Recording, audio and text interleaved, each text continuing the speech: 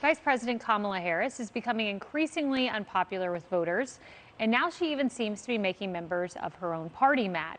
She's facing backlash from liberals over a, quote, tone-deaf tweet where she vowed to fight for abortion rights as she watched the coverage of the nationwide protests unfold from Air Force Two.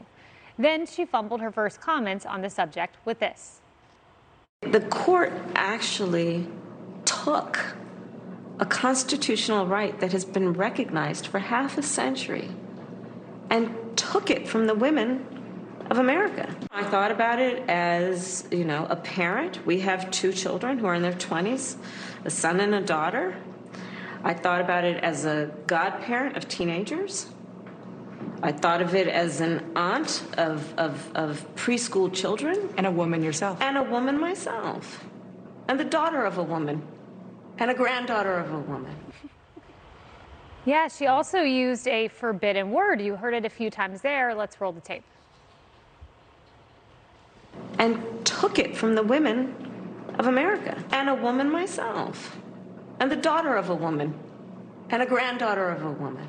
A woman should have to make decisions about her own body. They will not allow a woman to have access to reproductive health. A woman has endured such violence. Women have access to the medication they need. Prohibit a woman. A woman should be able to have access to it unfettered, ensuring that women have the ability to actually travel without impairment. Women who have access to resources will probably be far less impacted by this decision than women who don't have resources.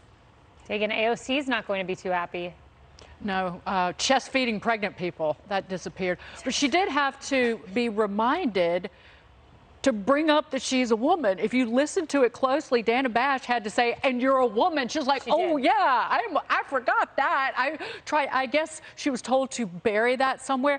But she was speaking a little bit more coherently than she has in the past. This is from May on the climate crisis.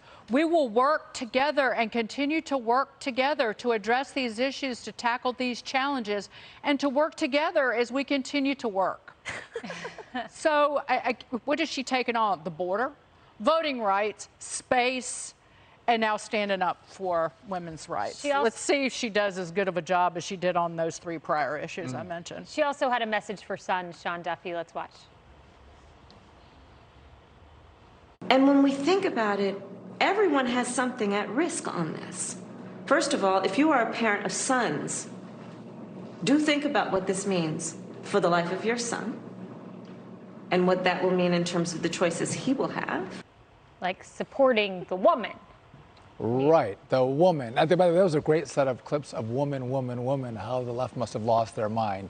But you know what, I think I know a lot of people who have had unplanned pregnancies, and the unplanned joy of a little baby in their life has completely changed their lives completely. And again, men can want to have little kids in their lives, and to think that men are only concerned about the fact that I might have to help support a child that I brought into the world. We're more complex than that, more dynamic than that, and again, this whole thing is I think insane from Kamala Harris. And again, to your point, it was very well said. It was actually coherent, which I would applaud her for. Yeah, this was a little bit this was a little bit coherent too. She clarified something for us on 2024. Your friend, the Congressman Jim Clyburn, said last week that if President Biden doesn't seek re-election, you would be first on his list in 2024. Have you talked to President Biden about re-election?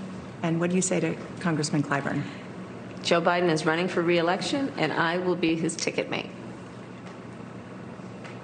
Full stop. Full stop. That's it. I mean, it's running mate, not ticket mate, but she clarified that for us. Right, with a copy to Gavin Newsom and also Mayor Buttigieg. I got two messages from that garble, which I think you're being so generous by saying that it's coherent. The two messages were that it's an analogy to your point earlier about the anti-racism, that it's okay for her to focus on being a woman and being an ally towards women and having sons being allies, et cetera, because it's in the context where it's acceptable. But in any other context, you should not even use the term woman because gender is so fluid. And the second thing is that the federal government is your answer to everything. This is someone who has her entire life identified positions in the larger government that she wants to hold. She will stop at nothing to get there, but there's been an absolute dearth of not only leadership, but any time of policy that worked. So contrast again, I mentioned it yesterday, to Michelle Obama's response after Roe v. Wade's, after Dobbs was released, where she said, here's how I feel about it, and if you feel the same way, here's what you can do.